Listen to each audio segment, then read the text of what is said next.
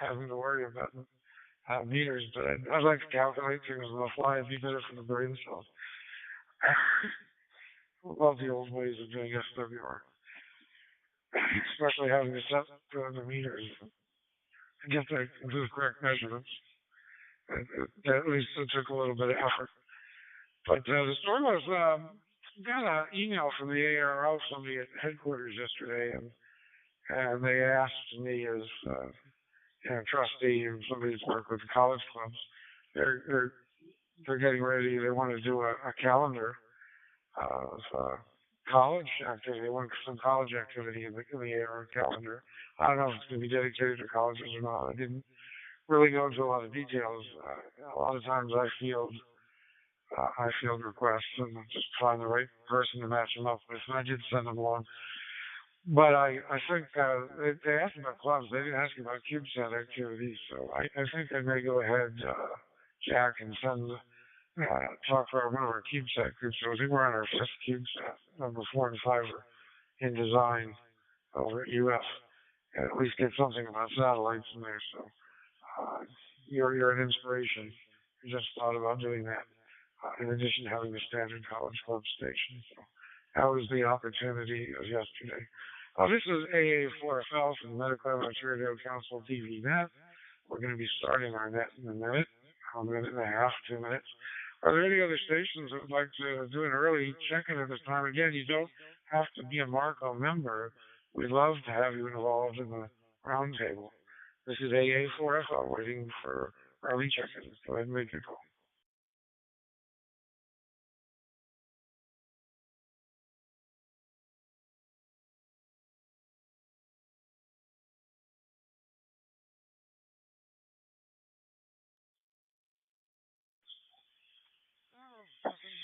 No, nothing heard. Nothing heard. Um, Hilton, PY2 BBQ, the Da Vinci, being very artistic, obviously, high level art. There was before a basketball game last night, the United States, they had a comedian on, and he took two college basketball players from two different colleges side by side, and they asked them questions about history. Of course, one was the artist that painted the ceiling of the Sistine Chapel. Somebody put Da Vinci instead of Michelangelo. But the other team, they eventually got it right. But both teams weren't the sharpest, one in particular. So they awarded the winner a hat that said "genius" spelled correctly, and then the losing team got a hat that said "genius" spelled incorrectly, JEANYUS. I thought that was pretty cute, and that was Da Vinci time. Well, we reached the top of the hour. I'm going to let it drop one, and then we'll start from that.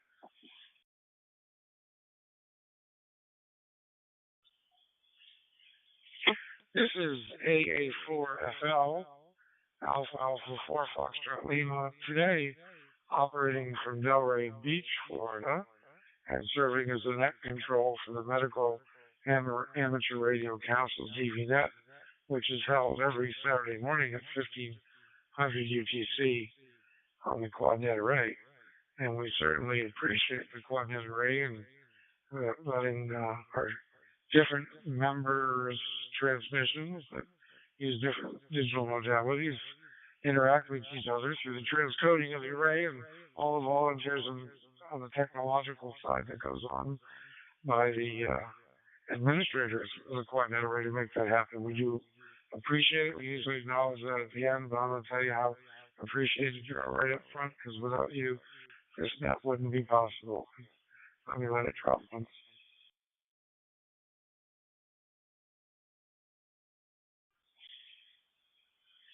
And a little housekeeping before we start the nav. As you can see, I dropped less than 2 minutes that time, but the Quadnet Array is a complicated combination of servers, repeaters, people coming in through hotspots all over the world.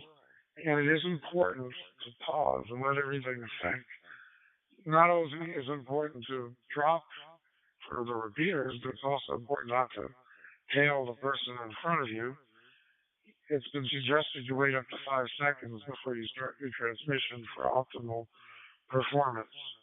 So please, even after you key up, you may want to also leave a little bit of a pause just to make sure all the technology has a chance to work to its optimum ability. Let me let it drop.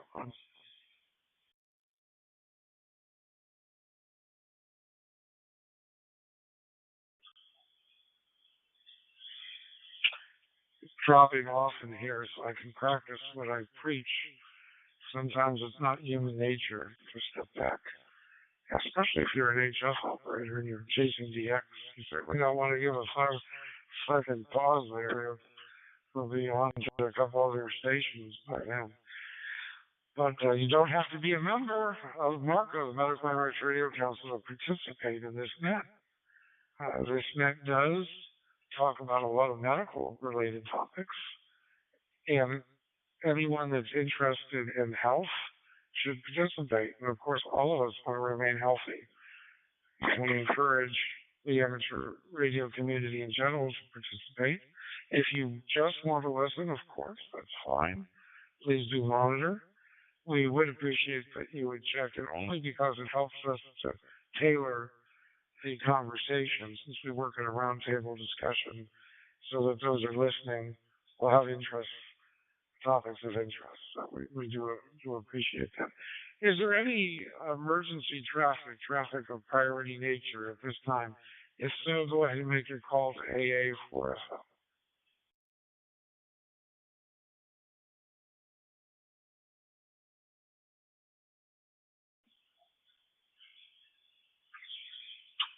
No traffic heard of an emergency or priority nature. Often we do have stations that are here on limited time, partially because our members wear so many hats and are leaders in so many different aspects of amateur radio and are multitasking and have other commitments during the day. But in addition, obviously, you've got stations that are in mobile using repeaters that may be out of range after a short period of time. So any stations that fit either of those two needs, that you're here for limited time or on a repeater for mobile, go ahead and make your call first. Now, we're taking check-ins.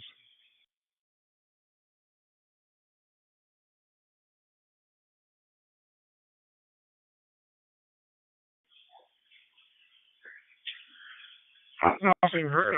I guess I'm going to be spoiled with your presence today. Everyone that's checked in will be checking in so far. Myself, WA1EXA, Jack KD4IZ, PY2BBQ, Hilton in Brazil, N9OML, Howard in Chicagoland, and any other regular check-ins, please make your call to AA4FL at this time. Please proceed.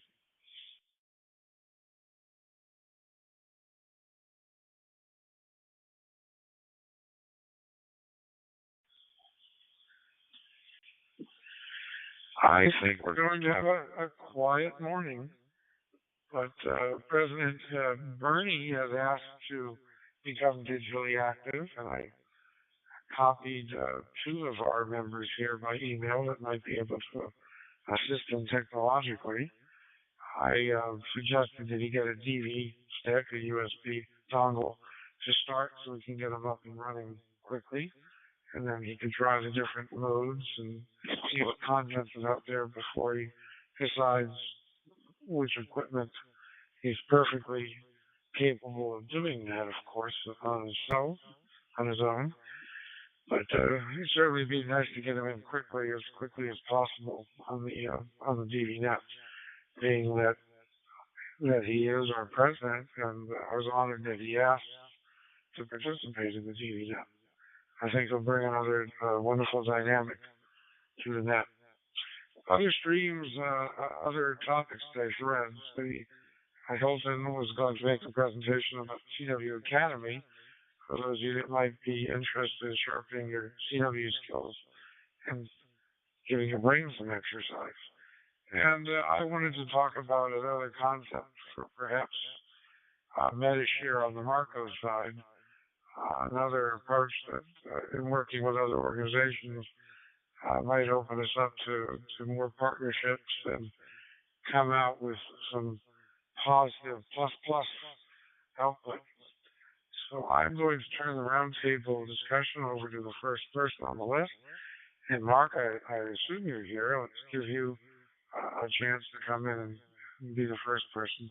WA1EX is with AA for us. I'll go ahead, Mark.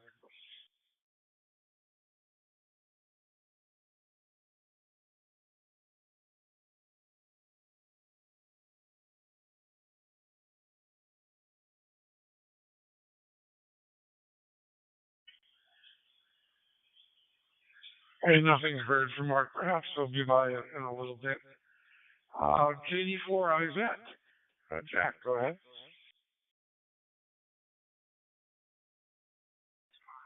Very good, Jay. Really not much to throw into the informational pod today. I'm sort of half out of it, half in it still. Very interesting. I've been watching to go to the old days, the COVID numbers here. Of course, we've had a burst of activity in the area, and we have some hot spots that are so cool, but our positive rates back down below 10 now, which is a good thing overall in Maryland. We've got a couple of hot counties. They're the same ones that have always been hot. The Montgomery and Prince George's, which are down around Washington D.C. north suburbs, and then Baltimore City, and Anne Arundel. So it's sort of the cluster over here in the central portion of the state. The area that I live in up here in North Baltimore County is much quieter. It's a good way to put it.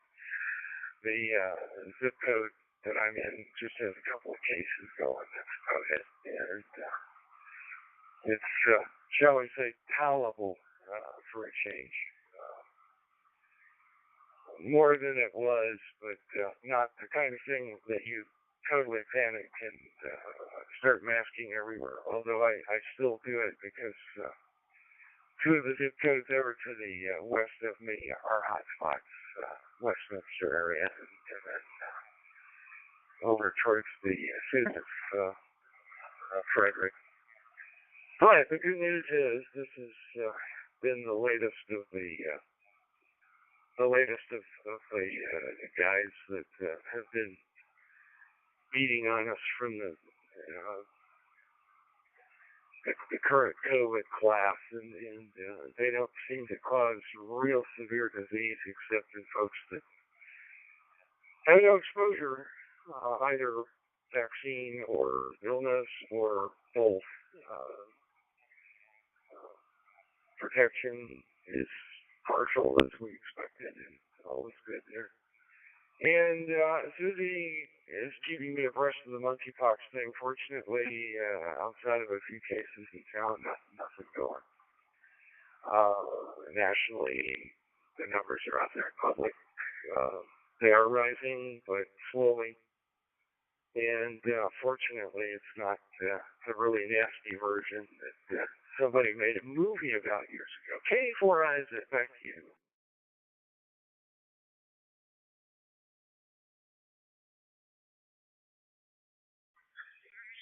Very fine. Thank you for the report on that. I haven't really heard much about the monkeypox. Read it since I've been mild enough. I hadn't given it heightened attention personally. On a personal note here, Jack, I'm headed down to Miami for the next 2 days. Stay with a friend, and he's in church. He's a priest, so I'm going to be attending services tomorrow down in the area of Miami. He tends to have higher COVID rates. So was recently exposed to a grandson. I never got COVID after the second booster. Seemed to so far immunity seems to be holding because I was with my grandson for 2 days, unless he wasn't shedding at the time, but his parents both had it too. And of course, I took precautions afterwards just in case I not expose other people. Let me let it drop one.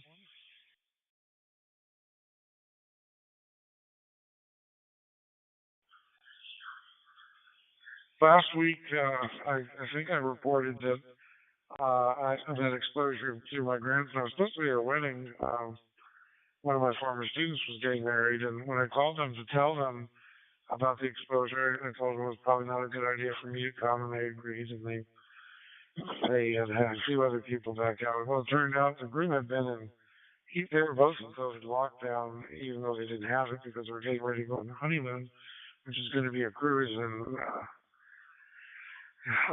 Alaska. They had a 3-day land tour, and they went to test before getting on the boat, and he was positive. So they're spending their honeymoon quarantining. Hopefully, they let them quarantine together. So at some point, I guess it's interfering with lives, and at some point, have to decide if it's worth doing all that to prevent the spread that's spreading anyway. But maybe after the fall, the next booster that's targeted more to Omicron, it becomes more of a personal choice and less intrusion. Not that it's a public health issue, obviously, but it's one that's going to go on for years. And the Novavax announcements that are made with the potential for them to be mixed with the flu vaccine in the future, that sounds like an exciting option that may get some more intrusion into the people, intrusions of forward, getting more people to accept it. Let it drop back to Jack for a minute if you want to do some follow up on the discussion I just made. Jack, Katie, for Isaac, go ahead. Yeah, it's kind of interesting. Jay, you and I both survived the convention, almost a super spreader event. So, I don't know. I had my vaccination before. No, I was just looking through the list here, and some of the counties that I mentioned have had a fair number of deaths. Nothing like it was. You can drill down into the state ad nauseum crazy because Maryland is very, very exacting about how they report it, and they work with the folks over at Hopkins, of course, aggregating the data. But yeah, that quarantine. I know how tiring it is for people, but public health measures do work, and if people aren't willing to play that game, then they have to be willing to take the consequences. And there are a lot of things you can talk about: the flu, you can talk about gun violence, you can talk about monkeypox, COVID. Oh man, I mean, typhoid fever, whatever. Simple, really simple sanitation measures can help a lot of them. One of them is an exception that takes other stuff, and we won't go there. That argument's not worth it. Katie Four Eyes, go ahead.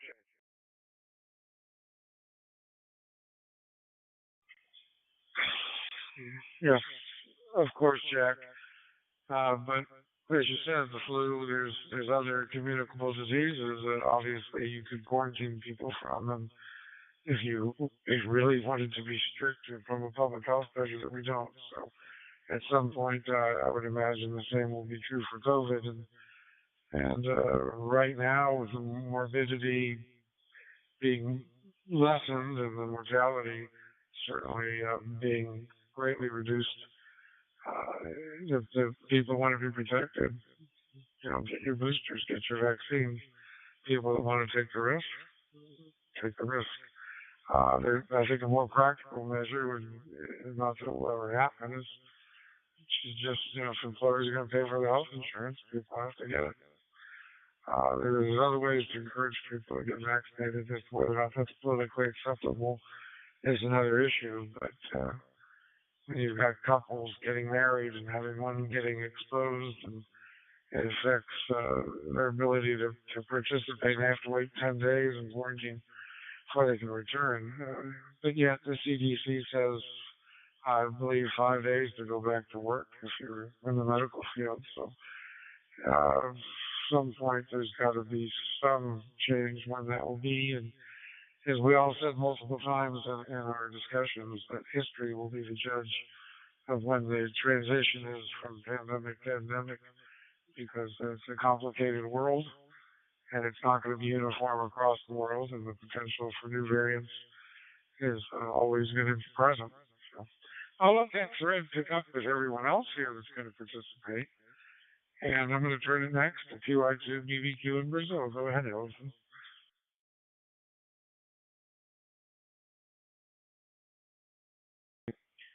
Okay, Jake, A4FL and the group, this is PY2BBQ returning. And yes, very interesting discussion. The same issues here in Brazil.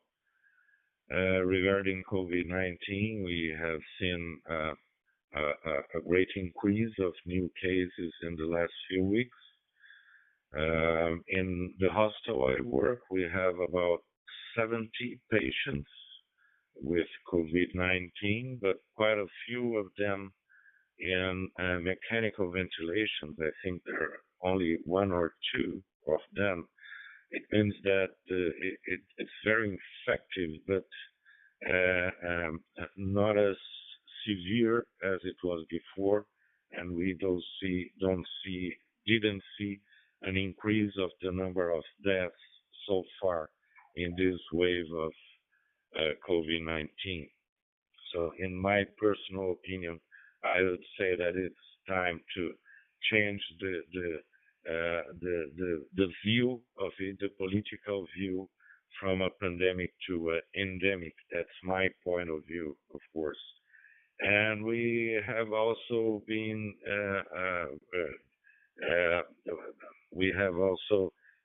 being concerned with the monkeypox. We had the first confirmed patient here in São Paulo. He developed about 60 wounds in his body, but it was a very light infection regarding any other symptoms. And the problem is that the patient with the monkeypox will need to be isolated for about 21 days. 21 days. Let me wait one.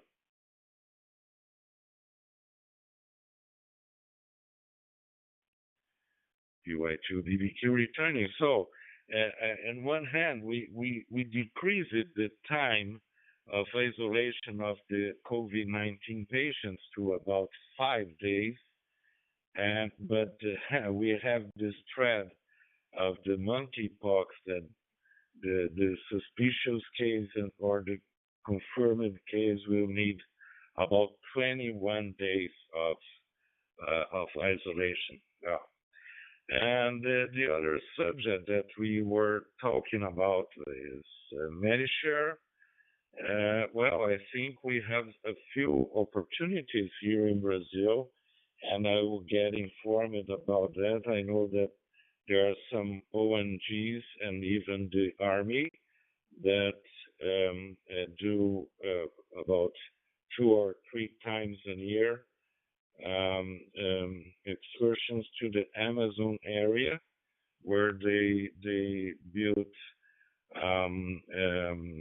campaign hospitals and provide health care of isolated populations, especially Indian populations in isolated areas in the Amazon, and provide all kind of assistance like surgical operations and dentist treatments, pediatricians, OBGYs. Well, they really provide a very comprehensive health care to these people, and perhaps we could join them and create a special call in the area and do something with them and MediShare. So that's an idea that I will have to be better informed about to show you. So back to you, Jay. A4FL, PY2BBQ.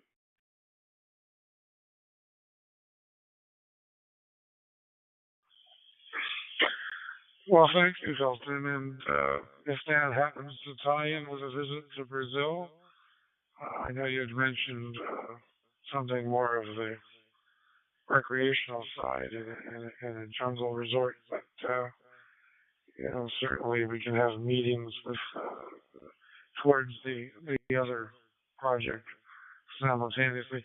Hilton, you had mentioned before the night some information about the CW Academy. Would you explain that to our members here and what you've been participating in, PY2, BBQ, AA4FL?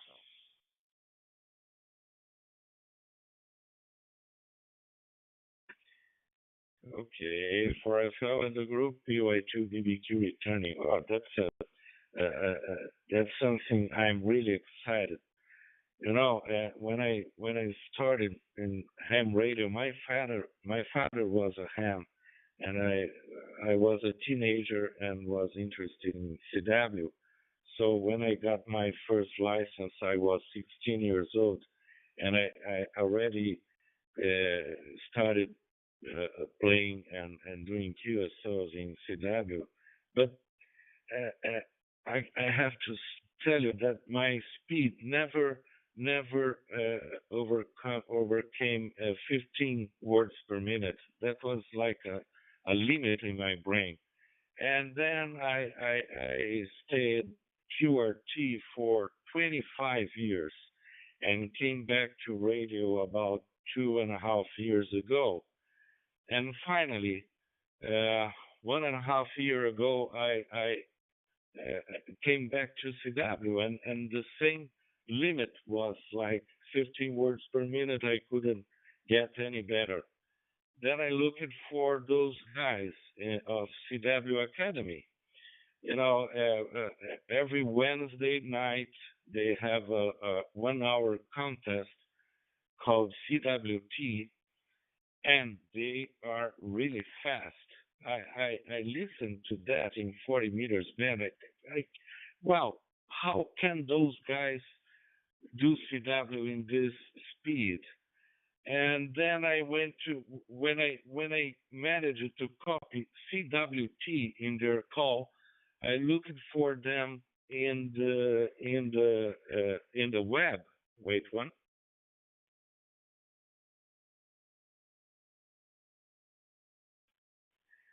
So I looked for them in their website, and the name of the group is CW Ops. CW Ops. I'll put the address in the net logger, and they have a training that is called CW Academy. CW Academy in all the levels, since the basic level to the advanced level. And I subscribed myself to the intermediate level, and it's a 2 month training with two live meetings in the Zoom per week, and a lot of homework. A lot of homework. You have to dedicate at least 1 hour a day for training CW. But the good thing is that they give you the strategy, and it's really amazing how you can improve quickly your CW skills with the right strategy for learning. And that happened when I did the intermediate course last year, and then I finally subscribed to the advanced course, and they say that I'll be able to copy and transmit in 30 words per minute.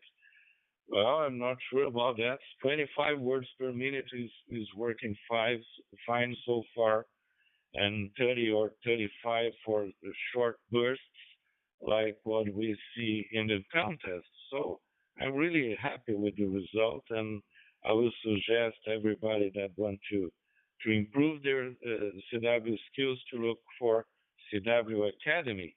And I tell you that most of my classmates are retired. I'm one of the younger in the group. So back to you, Jay. A4FL, UI2 BBQ.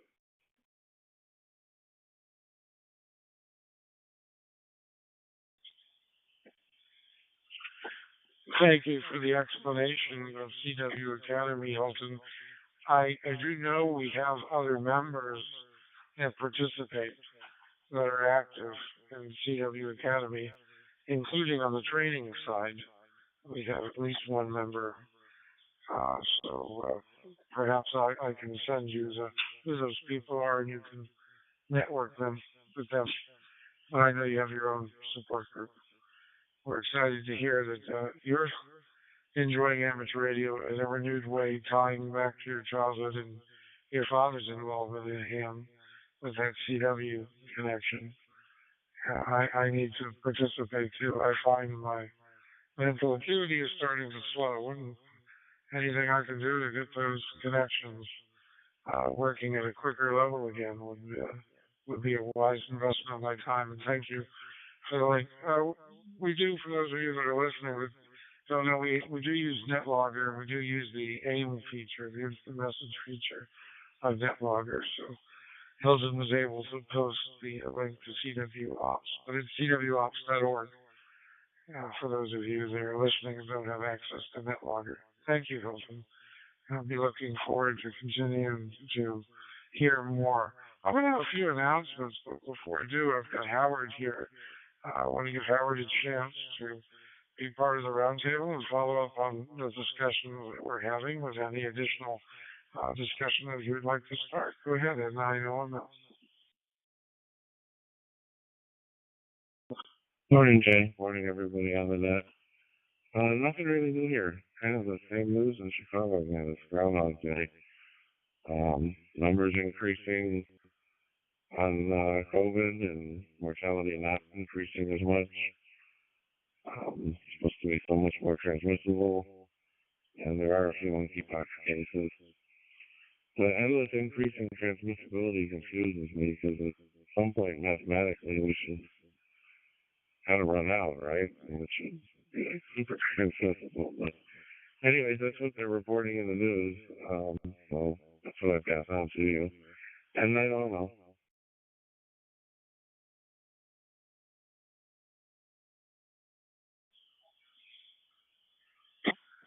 This is AA4FL Net Control for the Medical Amateur Radio Council's DVNet. Yes, I understood, Howard.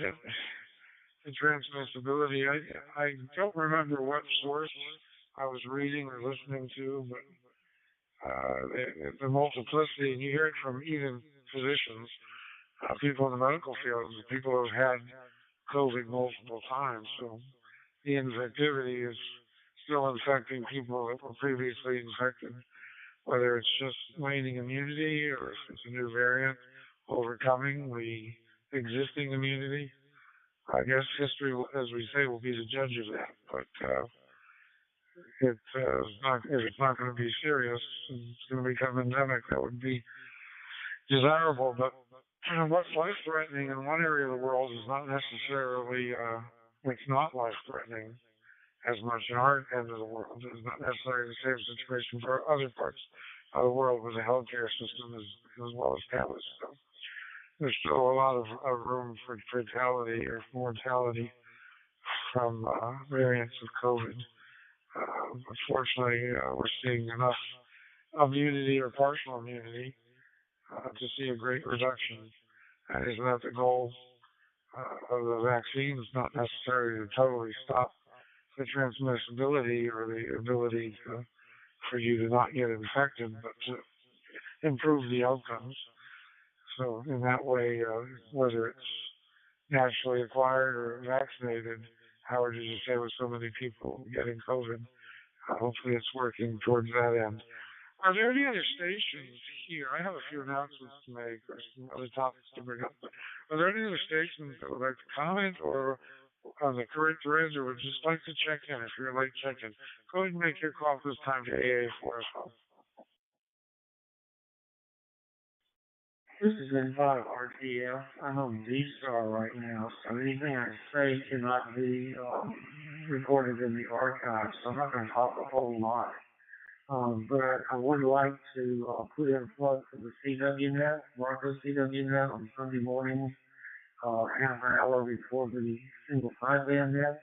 Anybody is welcome at any stage that you can perform.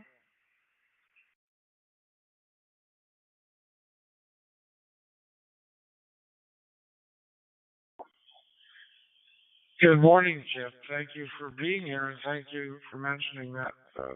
Hilton, the information about the CWNet is in the ether, and if you propagation being what it is, it's the CWNet's probably much easier to get into, and if it's earlier for you, which gets you further away from one. So perhaps someday you can stop in and say hello.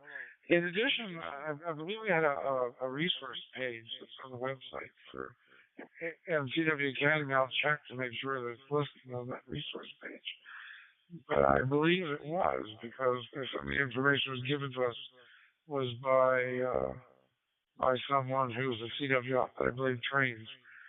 And thank you for making that available and for also doing everything else that you do, Chip, for Marco. And for RTS, thank you. This is AA4FL. I'm going to drop my note and bring up one or two thoughts about items we've peripherally had spoken about previously. Let it go.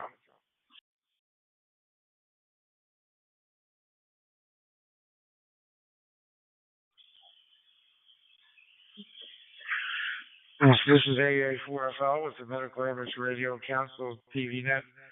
On conversation we previously had, we have a Project Medishare, sort of humanitarian fund in a way to support in a charitable way. Historically, worldwide needs to assist with communications in regard to medical aspects of amateur radio. One thought I had, because we're trying to partner with different organizations, and I think Indexa, what they do, the DX Association, is they'll fund humanitarian projects of a small nature, but they do it in such a way that it's done when an individual goes and does a de-expedition to a country that is rare, but has a population, a local population, a humanitarian project that will support the local population. And I got thinking about that, and I haven't spoken to people at Indexa. And of course, they should do what their mission does. But from a Marco standpoint and a Medishare standpoint, if some of those countries don't have amateur radio operators, they're losing a population of people that know how to communicate, and that can affect medical communication, as I've seen in the Central Pacific. When I was in Bonobo Island, they had a EU-funded medical clinic, and they had an HF radio there, and nobody knew anything about radio, so they didn't know how to maintain it. If they had amateur radio, they would have some trained individuals, plus they would have potential local DX operators, if they were trained in that vein and introduced to DXing, and wouldn't have to rely on de-expeditions all the time. Let me let it drop one.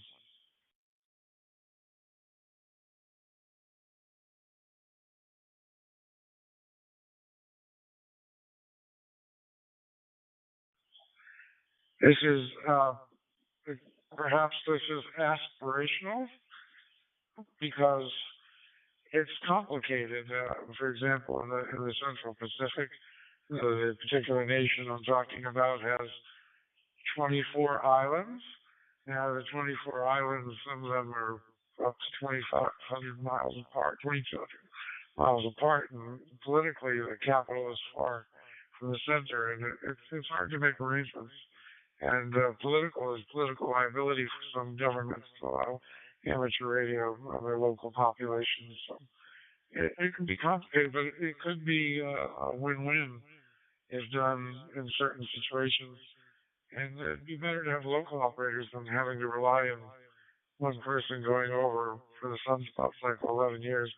And if you could tie that training or ability to supply the equipment to someone that would be involved in the medical field or working with community health, then it would be a big plus for Medishare as well as Marco in general. Again, it's a win-win across the average community, but it's going to take a lot of partners to do that. It won't just be Medishare. So I'm going to throw that discussion thread out there. Is there anybody who'd like to comment on that idea? Go ahead and call me, AA4FL. I'll make a list of the roundtable. Proceed.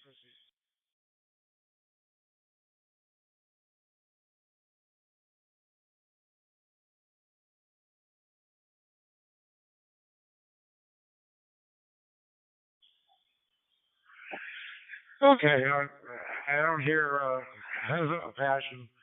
I'm sure we'll have some individuals within Marco that would be interested. That's the other benefit. If the DVNet becomes the area for discussion, perhaps when we make available information about USB dongles, we can get other people in here and involved, and in other organizations. They don't have to be Marco members. So we need to have some discussion about Medishare and worldwide topics. And this might be one of the best venues to do it. I hate to throw it on Zoom. I'd like it to be on the amateur radio. Any other discussion threads for today? Anybody have any other topics? If so, go ahead and make your call to AA4FL.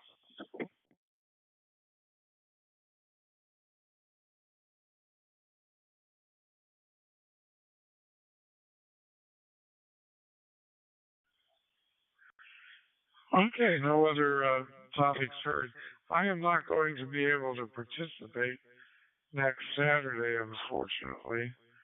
I will be tied up. Is there anyone here that would like to volunteer to be net control for next week? Please, if so, give me a call. AA4FL.